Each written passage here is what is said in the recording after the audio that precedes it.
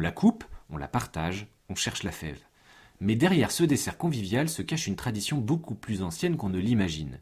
Aujourd'hui, la galette des rois est associée à l'Épiphanie, une fête chrétienne qui célèbre la visite des rois mages à l'enfant Jésus.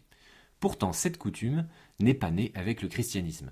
Ses origines remontent à la Rome antique. Lors des Saturnales, de grandes fêtes organisées en l'honneur du dieu Saturne, l'ordre social était temporairement inversé. Les maîtres servaient les esclaves, les règles étaient suspendues et le hasard prenait le pouvoir.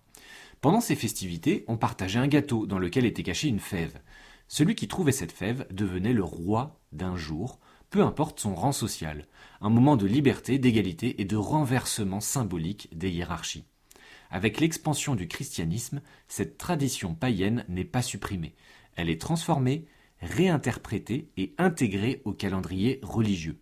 La fève reste, le gâteau aussi, mais le sens évolue.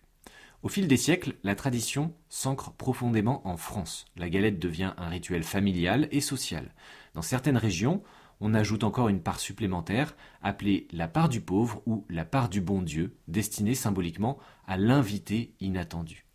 La fève, elle aussi, change de nature. À l'origine, c'est une véritable fève, un simple haricot sec.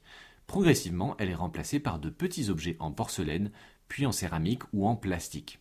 Aujourd'hui, certaines fèves sont collectionnées comme de véritables objets miniatures.